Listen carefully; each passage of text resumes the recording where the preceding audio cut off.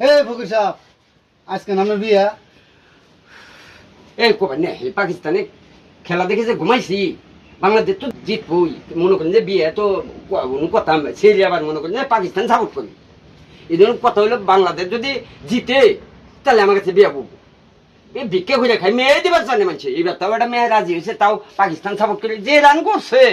বাংলাদেশে এটা কোনো কথা নাই না তারপরে আবার বেজাল আছে এটা তো আবার প্রচুর করে যায় আর আহে আল্লাহ বর্ষা আমি তো কেবল ঘুমে তো নুরলাম খেলার খবরটা জানুন না আমি তো খেলার খবর শুনি নাই। তাহলে তার নেন জায়গা বিয়ে জায়গা মুকুট টুকুট নেপাই করুন আচ্ছা আমি না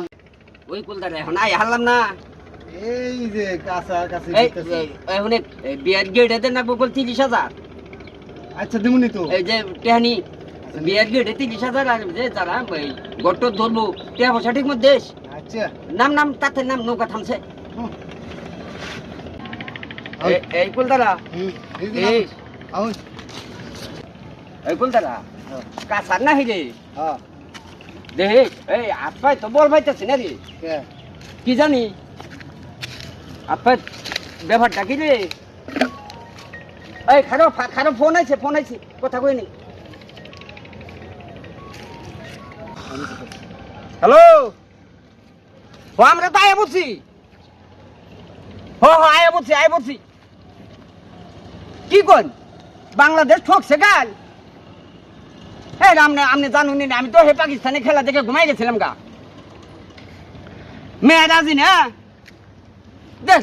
মেয়ে রাজি হবো না কে ওই কে বাংলাদেশ ঠক ফোরা হ্যাঁ বিয়ে বলবো না এই ধরিস আমারে এটা কি কয় হ্যাঁ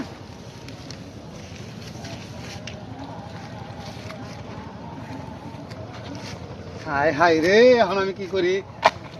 আমার তো আমি তো মাথা ভাঙ গরম হয়ে ঘুরেন পড়ে গেছে গা কথা হয় নাই